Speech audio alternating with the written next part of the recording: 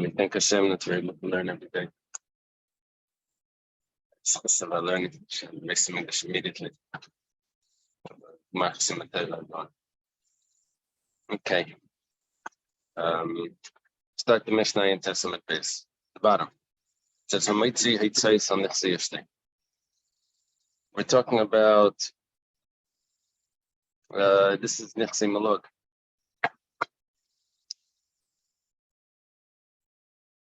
So he's allowed to use the Nechse Malog is the property that she brings into the marriage, and she brings out of the marriage. The marriage comes apart. So if he spends money, if he invests money into that property, good morning. He invests money into that property. I might say it says on next yesterday, he invests money into his wife's property. Let's say he invested a lot, but he's allowed to eat the payers, which is the income, the products that come from that property. But he didn't really get so much income from that. He invested a lot. He didn't really get so much. Or kima, or the opposite. He invested a little bit, and he really got a lot out of it. So it says doesn't matter. That's what he got. It's you can't claim that you owe me or anything like that. Or let's say he only invested into the property, but he never used it. Then then he's allowed to actually take payment for it if he didn't have any usage of that property at all. He's allowed to get payment for his investment. Umar says, what is the small amount that we said that was considered that he got some benefit from it, and then he can't take payment for his investment? Rabasi says, even if it's one fig, but as long as he ate it in a respectable manner. I don't know how they try to translate that over there. Not the dates yet, first the figs. Before the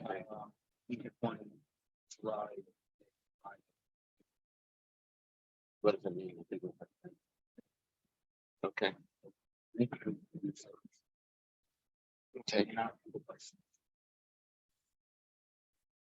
Okay. Amar Rabbi Abba Amar Amri Beirav. Rabbi says that it was said in the yeshiva of Rav. Afilu shigur de tamri. Even if it is squished dates. How do they translate that? Pressed dates. Cluster of dates stuck together. Rashi says over here that there's another pshat which he doesn't like. Anyway, okay. Boy Rabbi. Bibi has a baby. Has a question. Chuvtza de tamri mai.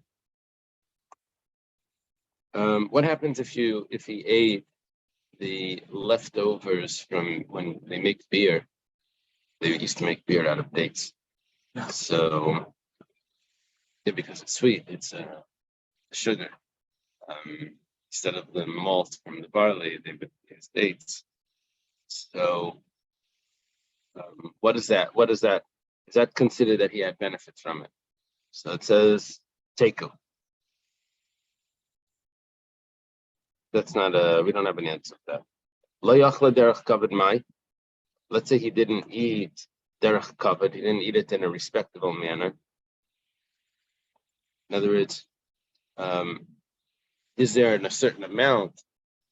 If he eats a little bit, it's at least it should be a respectable manner. It should be on a plate. If it's not in a respectable manner, then is there a certain amount that would be considered that he had benefit? So Amar Ula says, Ula was our traveler. It's actually machlekes in Eretz Yisrael. That's what Ula tells us because it comes from Eretz Yisrael. He says, Chad Amar b'k'eser v'chad Amar b'k'dinar. One says the size of an isser, one says the size of a dinner. An isser must be a 24th, maybe, of a dinar.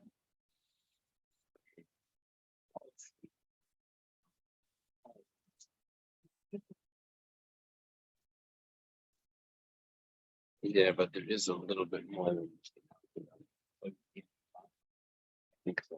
Yeah, I'm not sure. Oh,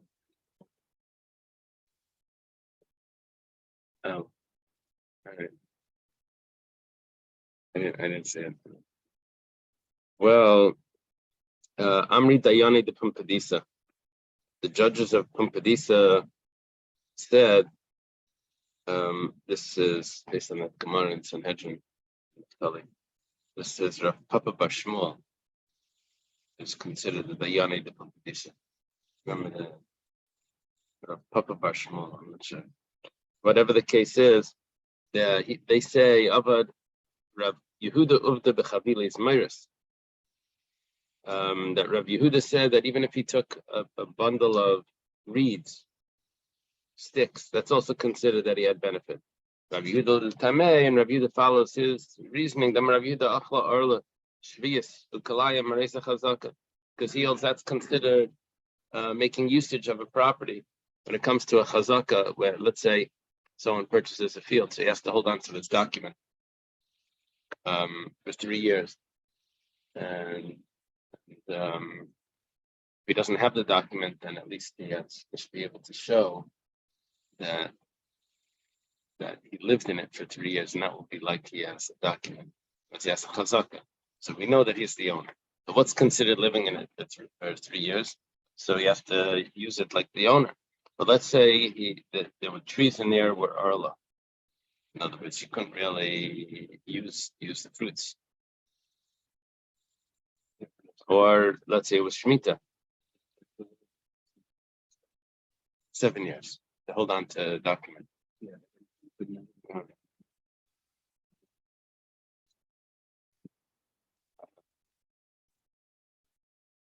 You still need a claim. You need a claim behind it. You can't just leave it there. That sounds like if you're there for 7 years without a claim, you have to also claim that you bought it. Then you just say, "Well, no one told me to get out." Oh, what is it called? Is that what it is? I think it's the different law.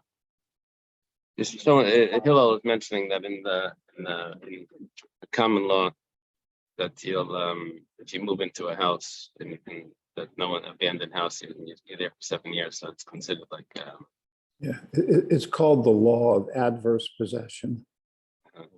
Adverse possession. But do you need a claim behind it that says that you bought it or something? You inherited it? Not necessarily. It depends on the state. And the reason it's encouraged is this way, at least there's an owner that the state can tax. Okay. And it doesn't have to be a whole property. It happens a lot where somebody walks through a property for many years without anybody saying they can't. Then they acquire an easement. They acquire a right to do that. Wow. So it comes up quite a bit in property law. Wow. That's the Gemara. I mean, yeah. Amazing. Right. That's the in the Gemara that works because they call it Miktzah Shechzik Beirabah. If the more than one person, the community walks through, and the guy can't get it back. Okay. So what Rabbi Yehuda says is that he considers taking these sticks as a benefit, and that's why you could get a chazaka even though the tree is arla, but the sticks are not arla, and you can get benefit from that. Or it was kalayim, you can't have benefit from the fruit. Kalayim is a forbidden mixture of grapes and wheat in it. Wheat in it, it's growing in a vineyard. But the sticks you could still use. So you're saying you can still get benefit. You can still have a chazaka, even though that you really can't eat the fruits. Okay. What happens if he invests money into his wife's property, but the only issue here is that the wife is a minor, and she was married by by the brothers, married off to him by the brothers. So really, she can step out of this marriage with Mia. She can just reject him, and she doesn't need a divorce. Well, it says it's as if he spent money on someone else's property. Now, that's not the negative thing. That's a positive thing that he ends up. The person has to pay him. Someone invests money, according to the Gemara. If someone invests money in someone else's property, he can then go to the person and say, "Look, I put money into your property, and now you have to pay me." Now, the guy never agreed to that, but the guy can still, if the value of the property has gone up because of that, then he has to give him either his labor or the value that's went up, or the lowest price. But he has to pay for something. So here also, if he invests money into his wife's property, which is mine, she has to pay for it. Now, my timer, what's the reason for that? If we didn't say that before. He invests money in his wife's property, he doesn't have to pay. He can eat the produce, the products. The Gemara explains, see, there's a problem here. She could walk out of the marriage at any time. Now, he's going to invest. He's going to lose it all. I don't know, people could advise her, okay, he made the big, he changed the roof. No, they did. Now get just walk out and go move on to the next husband. So he's not going to want to fix anything. So we say that no, he's going to get paid. So he keeps the property. There's proper upkeep to that property. Yeah. Well, it's really hers. Right. And even if she walks out on him with Miyun, we have an alarm here. If they give us a message. Let me ask Elliot. We have to leave. Is it fairly loud for us awake? It will be now. I'm just not sure if I should. Usually I like to follow the rules. I don't know if it's like a storm thing. May I have your attention, please? May I have your attention, please? A fire has been reported in the building. I'm here with Baruch downstairs. He's gonna check the kitchen, so hold on for a moment. Oh.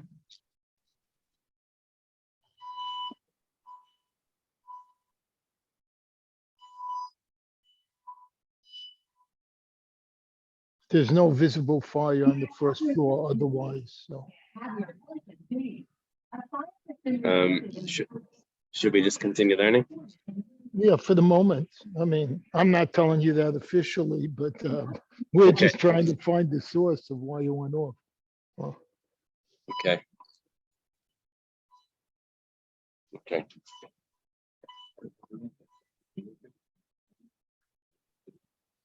Okay. Have your attention, please. There was a woman.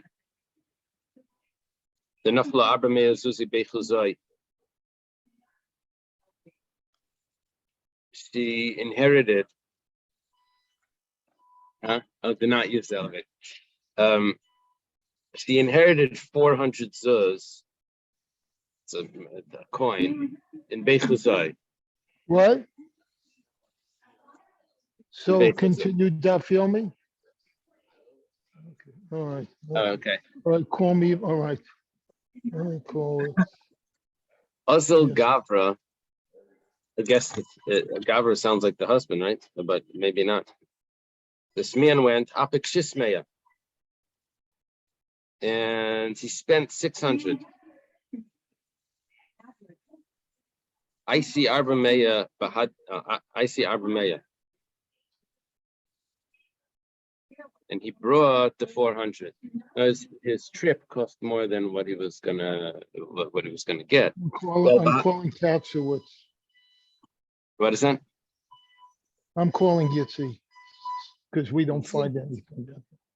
Who's Yitzi? Katsowitz, security. Well, the Hadi the Kasi, it's Shechlei Chad Zuzi, B'Shakla Minayo. he needed one zuz. A big mistake. He spent 600 zuz to get it. He brings it back. It's 400 zuz, but he needs 100 zuz. Well, I'm sorry. He needs one zuz to just, I guess, for maybe for the toll or something. And Asalakami there, he took from the 400. Well, Asalakami there, Rabami Amalei Masha Haitzi Masha Achalachal. Wow, that was a mistake. If he invests money in his wife's property, so he doesn't get reimbursed if he uses the property. So here he invested and he used it as well. So now he lost out. He doesn't get reimbursed. I'm not sure. So it's a divorce or something. The other case was a minor. Now this is just a woman. Yeah. So she just takes whatever property she has. That's all. Okay, now.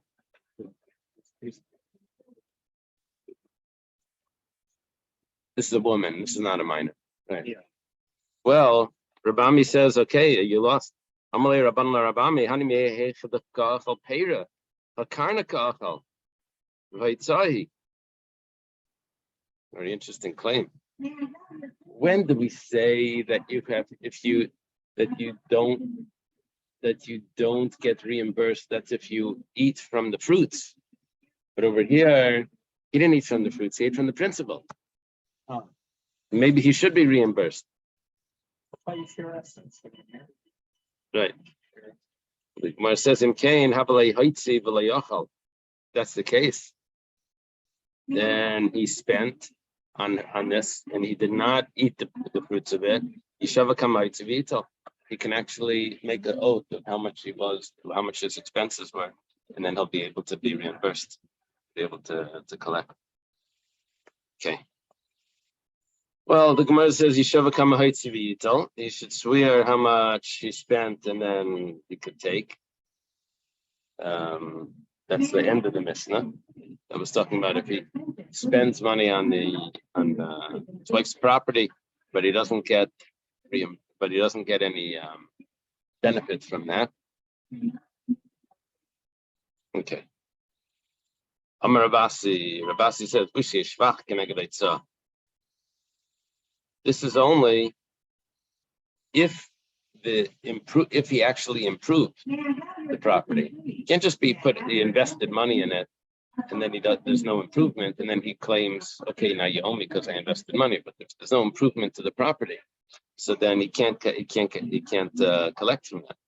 The Gemara says, what is the halacha that Rabasi is teaching me? Oh,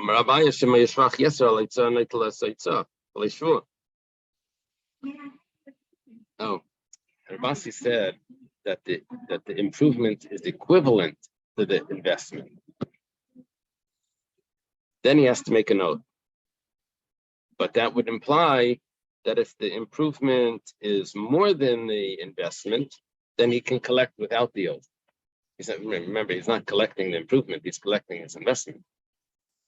So because there's the actual gain, even more than what he invested, then he can collect without an oath. Amalei Rava Mk Nasila Rume. Rava says this is not a good setup. Not a good setup because he can always claim that I invested a little bit less. See, let's say it's equal. The improvement of the property and his investment. Let's say he puts in $50, it improves $50. So he's going to have to make an oath how much he put in. So he says, you know what, I put in 49. He doesn't have to make an oath. And he's just lowering his price, and then he gets away without swearing. And then we don't know about anything, because once there's no oath, then we don't know if he put in anything. Yeah.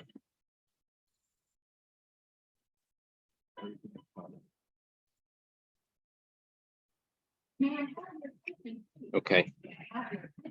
Ela Marava, Shemai say, Yisera Lashvach, Henley Ela Hitzah, Shir Shvach, Bashvur. Rabbi says actually what Rabasi was telling us is exactly the opposite. That if the expenses are more than the improvement, so then he only can collect the amount of the improvement. Can't collect his extra expenses, and even that he still has to make an offer. There's no tricks going on in there. Iboilo. Very interesting question coming up. Baal Shahir Arisin Tachtav Mahu. Look at this.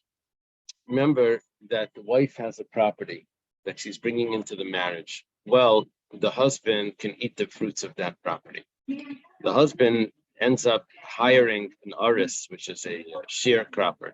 He's going to work the property and take a portion of the products, and the rest, of course, goes to the husband because it's his wife's property. The husband gets all those fruits. Well, Ma, what's going to be the din here? Adaita the Baal Nachas. Did he come only because the husband hired him? Istalakli Baal Istalaklu, and then not sure if it means to get divorced or he dies. What did it say? Departs. Okay, and either way, either through divorce or death, probably. Well, what happens now to the artist, to this worker? He was hired by the husband. Oh. Okay. How are you gonna get to the roof? You gotta go through the chairs. Oh, that's those stairs. Okay. And he still gets paid because the land is still there.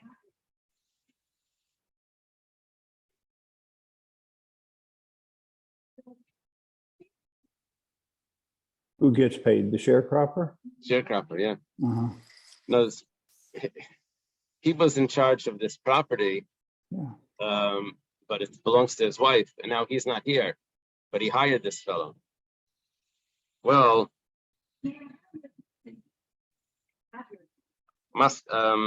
this was a question. Maskefla Rava Bar Rav Chanan. Rava Bar Rav Chanan asks a question on the question. Okay. Don't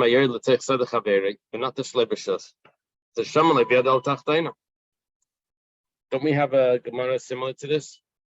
If someone goes into his friend's field and he plants trees there, and he doesn't have permission to do that, well, they evaluate what his costs were, and he's always going to get the lower amount, because if the improvement was less than the cost, then he's going to get the improvement.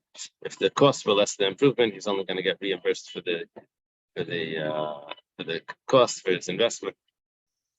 So he'll just get the lower amount. Oh, no, it's coming from here.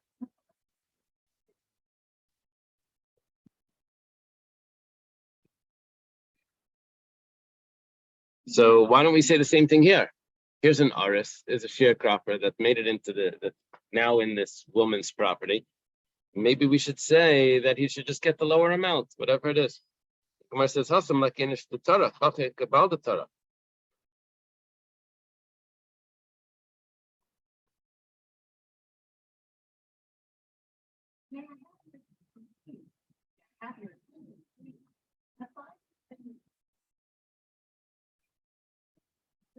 But there was no one that was working that field. So the person went in and he did whatever work there was. So we have to pay him.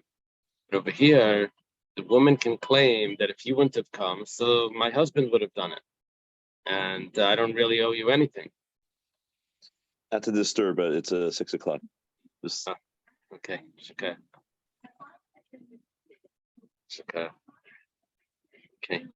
Push my drink away a little bit. So, my Haviala, what was what's the maskan over here? Remember, we had a question. It's Iboilu. What does the sharecropper get now that the husband's not the one that hired him is out of the picture? Amar Rabbeinu Breder Rav Yeshua Chazinan. We have to say Ibal Arisu Istalak Labal Istalaklu. Ibal Av Arisu Ara Larisa Kaima. To take a look, we're going to compare it really to that case that we quoted. If the husband himself was trained as an artist, as a sharecropper, and as if the husband himself could have done this work, so then the woman can say, "Well, I don't really need you. If you wouldn't have been here, my husband would have done it. So I'm not paying you anything." However, if the husband was not a sharecropper, didn't know how to work the field, so then he would have had to hire this person to come, and so then they have to pay this artist.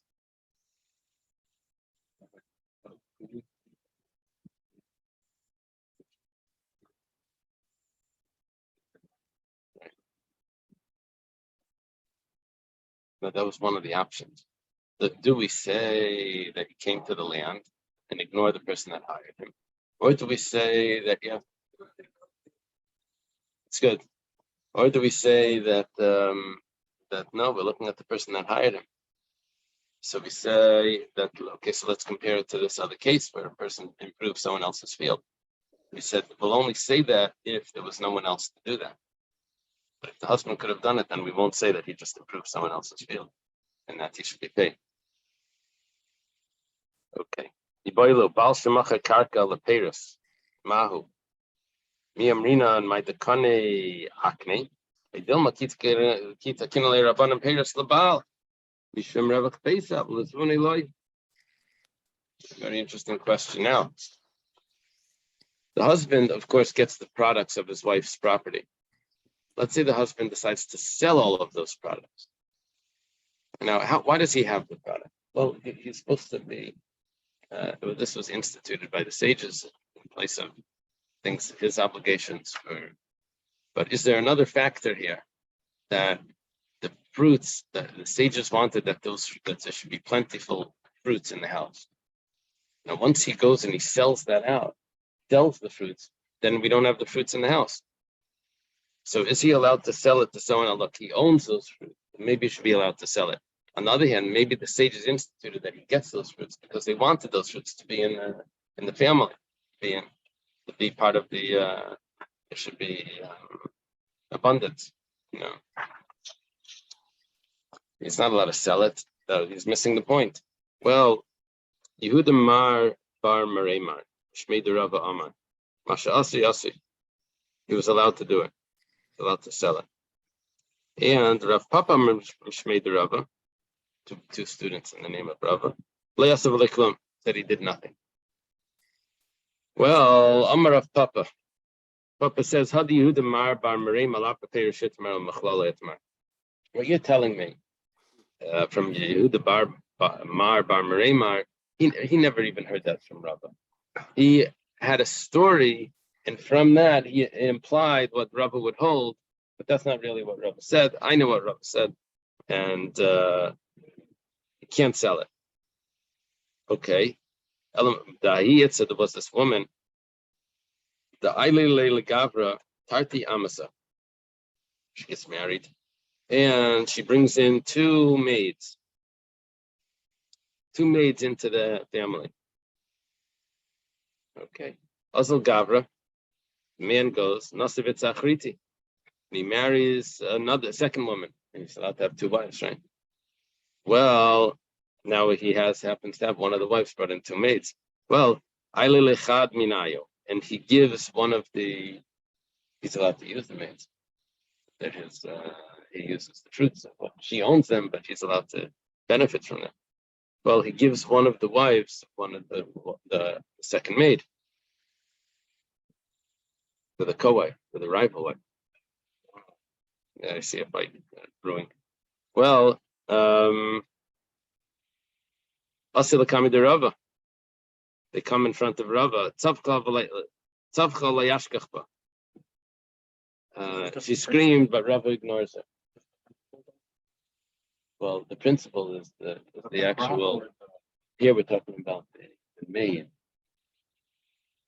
So the maids have fruit. That means the work that they do. But the actual maid themselves is owned by the woman. If they get divorced, she leaves with the maid. Man de chaza savar mishum de savar mashasi.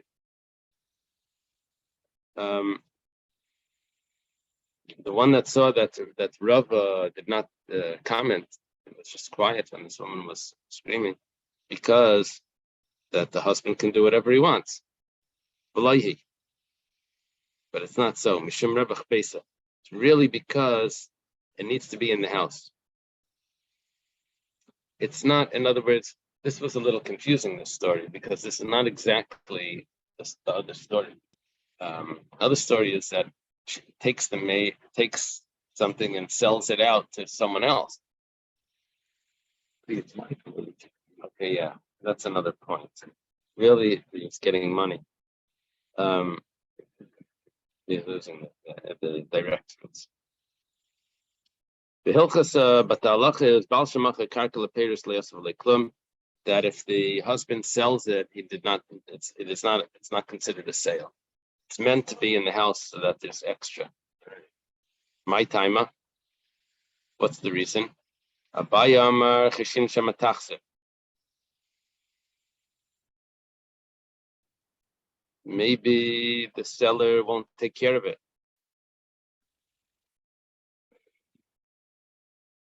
In other words, he's going to use the field so much, not the seller, the purchaser won't take care of it. The husband is the seller. He's going to use the field so much because he knows that it's only his temporarily. The husband, on the other hand, is going to take care of the field very well, because if his wife would pass away, he ends up with that field. He doesn't want it to depreciate. Rabba Mishim Rebach Besa, Rabba says no, because it's not because he can't sell it. It's not because it may get messed up by the purchaser. It's because we want them to be these extra fruits in the house. My binayo, what's the difference? It can binayo the mikra of lamasa. If the land is close to the town, close to the city, in that case he knows what the person is going to be doing. He walks by it every day on his way to shul. And he knows that they're not ruining the field. Inami balarisu.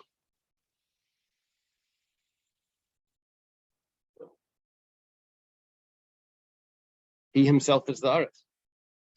He sold it to someone, but he hired himself now as a worker to work for the person that he just sold it to. Yeah. Inami or Zuzika Avid Buiska, or the money that he's getting. This is what you mentioned. The income that he's getting, he can use that money and he can make profit from the money. So that would also be what the sages wanted, that there should be abundance in the house. Well, good. So he gets that money, and with that money, he invests that money, and from that profit, he's able to have extra things in the house. Okay. If you substitute the word stockvan for karka, and you substitute the word dividends for peros, and you substitute the word money manager for sharecropper, it begins to feel very modern. Right.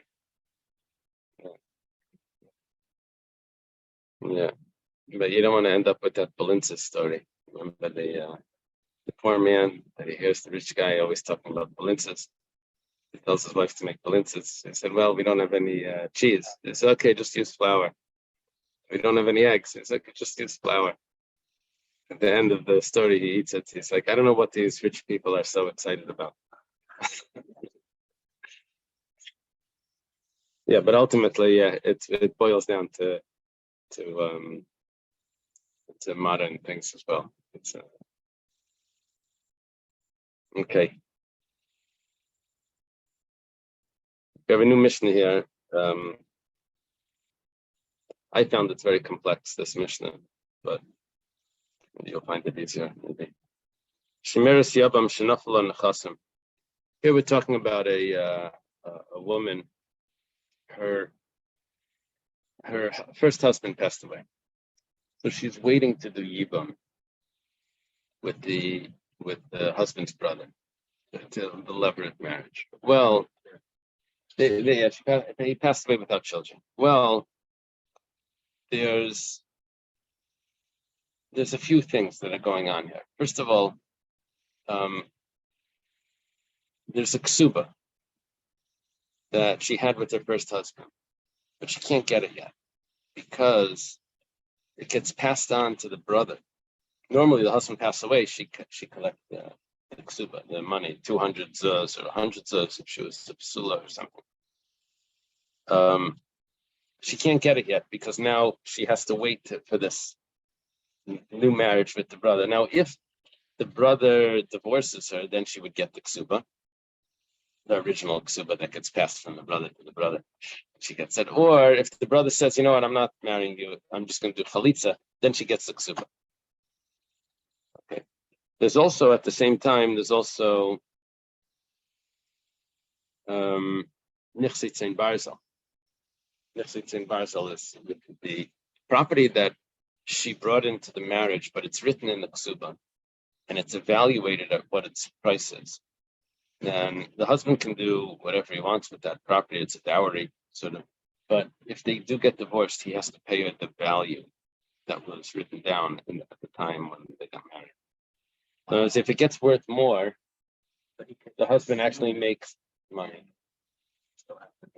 Yeah, he has to pay back the original value. That's what she brought into the marriage. It'd be like in these agreements, get married, how much, what each one she's going to take back. Like a prenup. And there's a third thing, which is nichsi malug.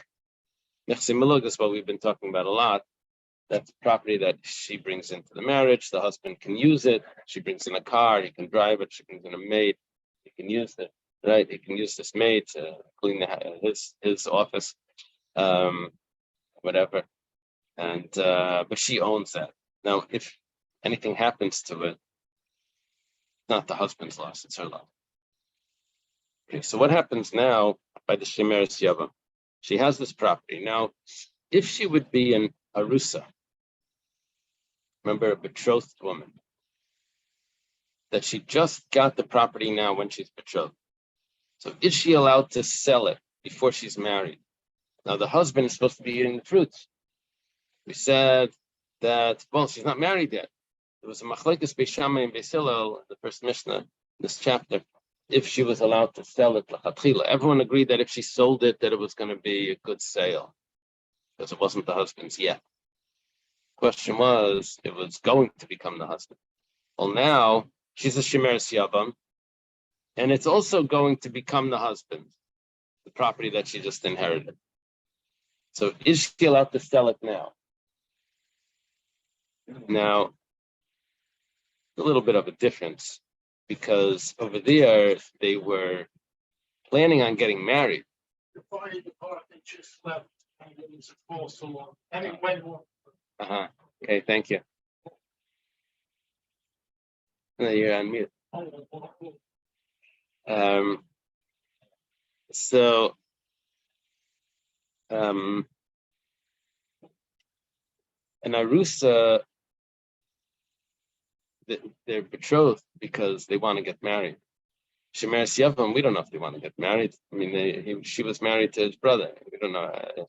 There was no arrangement here that this was not planned, So the odds of them pursuing this into a full marriage is much less than by the Arusa that was, they're engaged and betrothed. It looks like this is the way it's headed. Anyway, she's only a Shemeres Yavam. Everyone agrees, Beis Shammai and Beis Hillel, that she can make a sale. She can sell her nichsi malug, the property, even though the husband is supposed to be getting it. Doesn't matter. She can sell it before they get married. Mesa, let's say she passes away. This is where things get very interesting. You see, her husband already died. She's just waiting to marry this new husband, and now she dies. Well, ma yasa b'ksubasa. What do you do with her ksuba? Ksuba is the money that she's supposed to be getting, and also what would be with the nichsitzein barzel. That's also written in the ksuba, with the iron sheet, they were called. Not really. Okay. So what happens with this? And also, what happens also with the nichsei malug? how would this work by a regular arusa? Betrothed. We say she takes everything back. By a regular arusa, she doesn't get a ksuba, right? If she died, the whole concept of a ksuba, first of all, not necessarily is there a ksuba anyway for an arusa, betrothed. But let's say there is, but that's only if the husband dies, not if she died. Her inheritors don't come and say you have to give us the ksuba for the right. The ksuba is just for her. No, it doesn't have to do with that. The arrangement of the ksuba is that if he dies, she should be able to continue to live. She's dead, but she died. There's no ksuba now. No. Well, at least that original ksuba. What about the nichse malug? The nichse malug would go back to her relatives, and the nichse tzen barzel, I assume, would also go back to her relatives.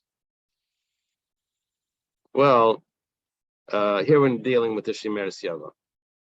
B'shama Yemrim Yachlik Yichalku Yershi Abal and Yershi Yahav. Talking about the nichse malug, property that she brings in, the usurper. He eats the fruits. And what's larger is no. The difference is he eats the fruits, but she takes it back, in whatever situation it is at the end of the marriage. Next, it's in Barzel, is she takes back the original value. So Beis Shammai says that they have to divide. We're talking about the nichse malug. We dropped the ksuba part, whatever reason. Beis Shammai says that we have to divide the nichse malug.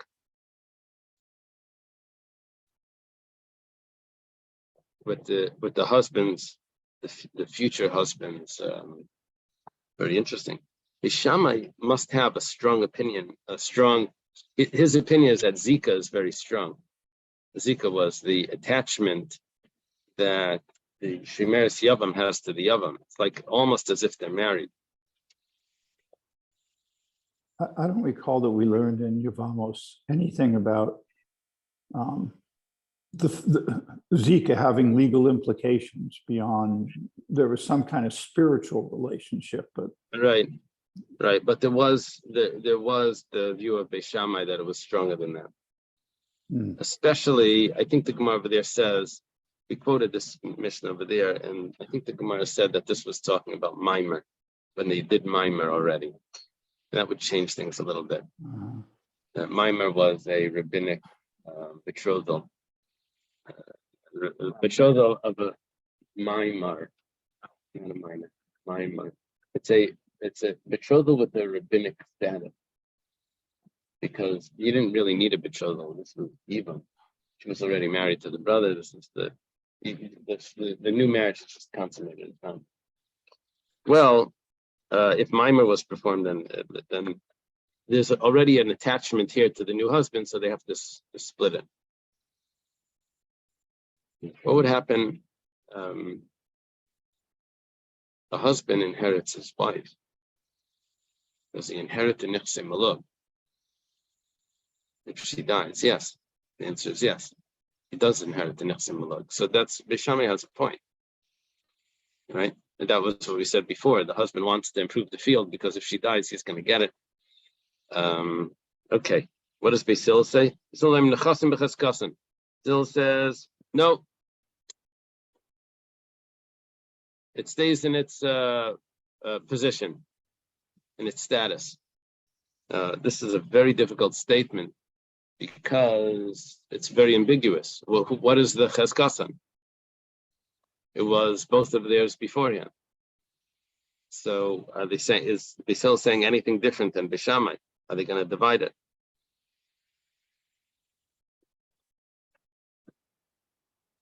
Anyway, the Gemara is going to tell us that really it's talking about that the Tzayin Barzel, not what Beis Shammai was talking about.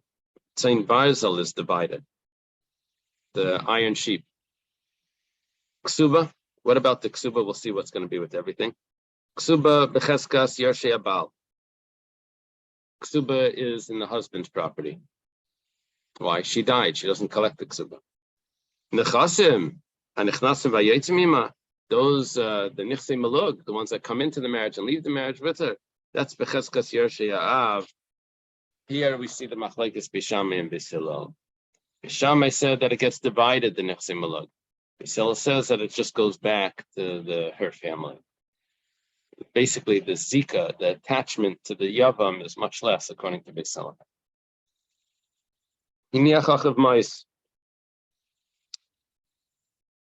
Let's say the deceased brother left money, and that money was designated for her ksuba. Well, yilkach behem karka v'echol peiros. You use that money to buy property, and the husband can now eat the fruits, like always. It's what she brought into the marriage. And in this case, it's the husband passing over her ksuba to the brother. So it shouldn't just be money; it should be turned into property for him to use. Okay. And then ultimately, it comes back to her if there's a divorce or if he dies as her ksuba. Pe'ers hatlushim min hakarka. If there's fruits, this is called metaltalin, personality, fruits that are not attached to the ground. So yilkach bem karka v'echol peiros. This is the brother that's leaving them. So you buy property, you buy real estate, and the brother can use the fruits. Hamachabarim bekarka. What about if they're attached to the ground? So this is already should be good. Well, Amar Reb Meir, Shamanai said come in yafin bepeiros, come in yafin belay peiros. V'amais yilkach bem karka v'echol peiros. We mentioned this before. Is that we want to turn everything into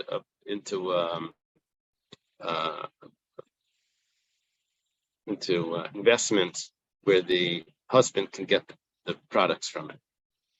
The Chachamim say basically what the first opinion said. Reb Meir's opinion was that you just evaluate how much those fruits are worth that are attached to the ground, and then you just buy more property with that. How do you evaluate that? Well, you see how much the field's worth with them, how much the field's worth without them, and that's the value. Fruits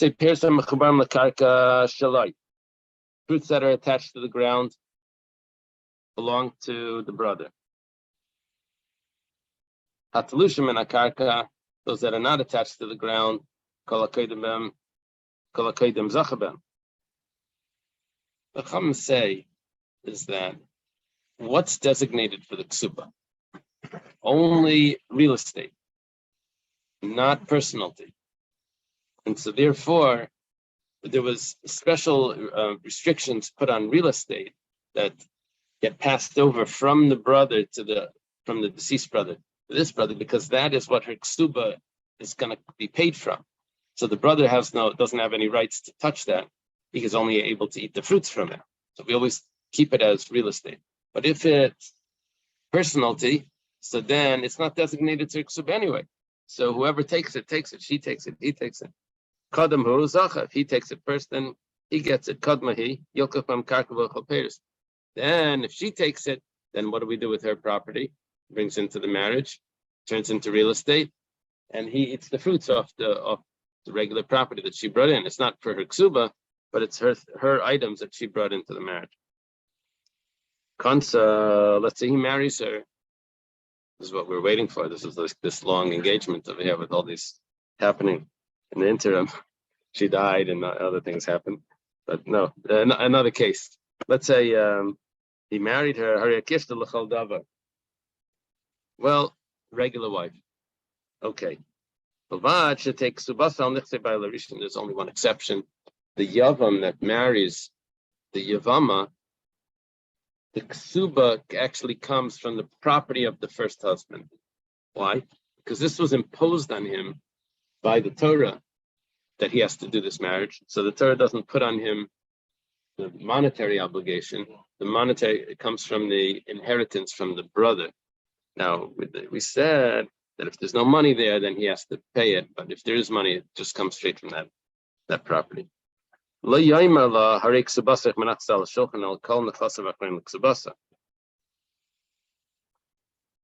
there's a lot of inheritance over here. he could say, theoretically, he could say, look, I got to do business. I can't have all of this just waiting for to pay you in case he dies or in case they get divorced. He wants to take the brother's money and start to spend it and invest it. So what he would like to do is he would like to say, look, there's one trust fund. That's what's going to be where your ksuba is going to come from. Let me spend all the rest of it. So you can't do that. All of it there's a lien on all of that he can't sell any of those properties because it's all designated for the ksuba. This ksuba is much less than that, but we don't know what's going to happen, so it's all designated. Person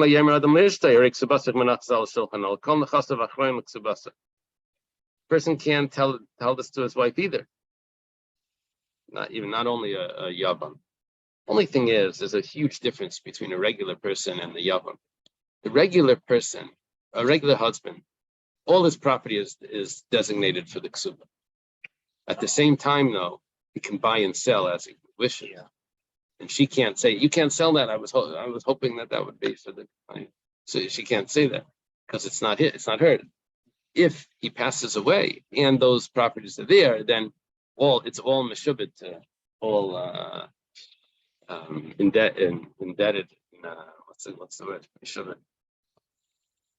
Okay, there's a lien on all the property. By the yavam, though, it's a little different. In the yavam, he can't sell anything. Girsha, let's say he divorces her. Ein la ksuba. All she gets is a ksuba. Hichzira, let's say he remarries her. We're talking about the yavam. She's just a regular woman, and all she has is the ksuba. And what would happen now is that he can take the lien off all the property, and when he divorced her and remarries her, then it's just a regular wife, and he could sell the properties that he inherited from the brother, and just as a regular husband can sell things that he gets.